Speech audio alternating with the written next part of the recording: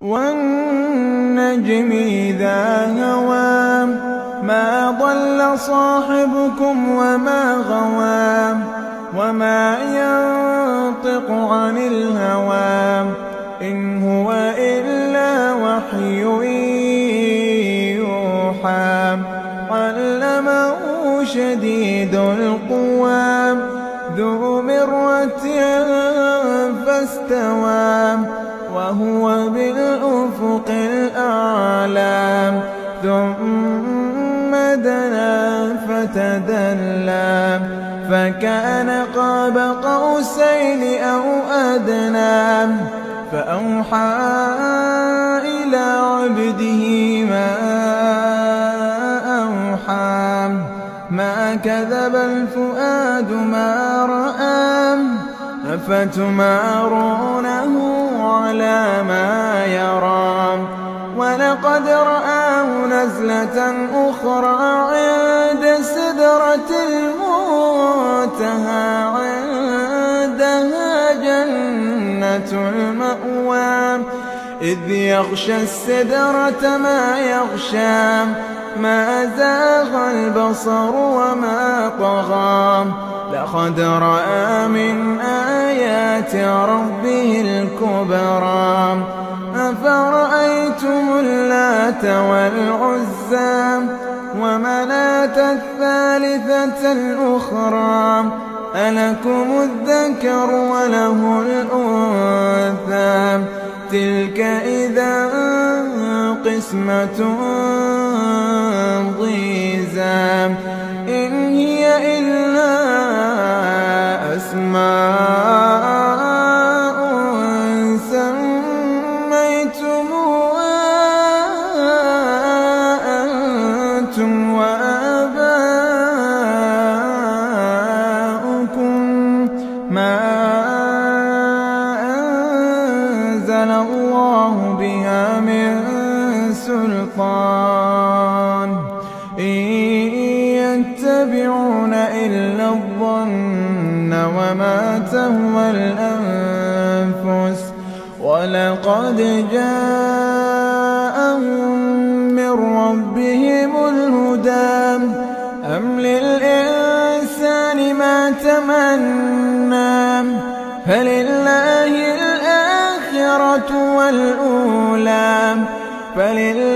الآخرة والأولى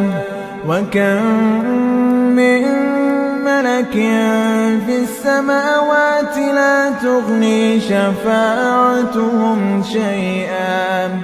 لا تغني شفاعتهم شيئا إلا من بعد أن يأذن الله لمن يشاء ويرضى إن الذين لا يؤمنون بالآخرة ليسمون الملائكة تسمية الأنثى وما لهم به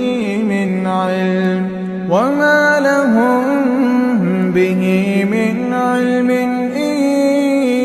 يتبعون إلا الظن وإن الظن لا يغني من الحق شيئا فأعرض عمن تولى عن ذكرنا ولم يرد إلا الحياة الدنيا ذلك مبلغهم من العلم إن ربك هو أعلم بمن ضل عن سبيله وهو أعلم بمن اهتدى ولله ما في السماوات وما في الأرض ليجزي الذين أساءوا بما عملوا ويجزي الذين أحسنوا بالحسنى الذين يجتنبون كبائر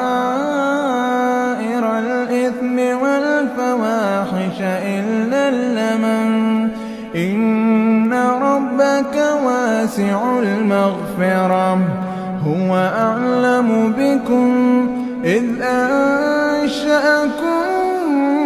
من الأرض وإذ أنتم أجنة في بطون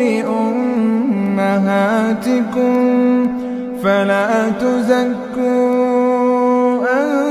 أنفسكم هو أعلم بمن اتقى. أفرأيت الذي تولى وأعطى قليلا وأكدى أعنده علم الغيب فهو يرى أم لم ينبأ بما في صحف موسى وإبراهيم الذي وفى ألا تزر وازرة وزر أخرى وأن ليس للإنسان إلا ما سعى وأن ليس للإنسان إلا ما سعى وأن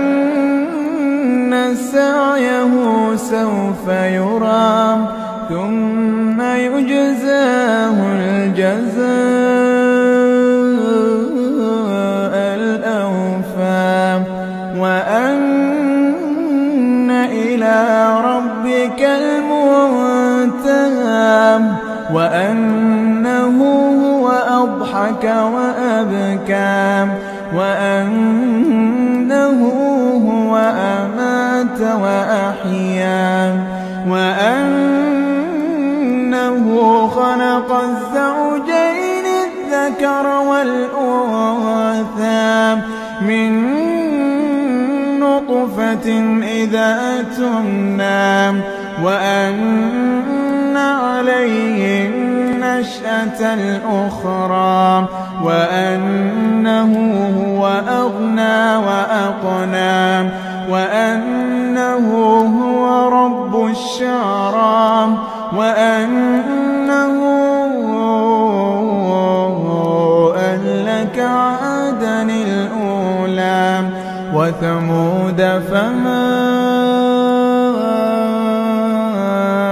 أبقى وقوم نوح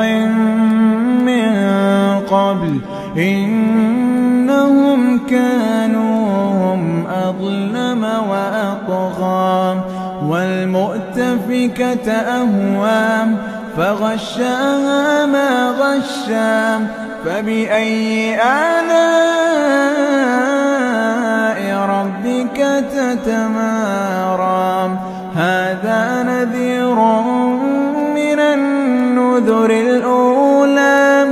أزفت الآزفة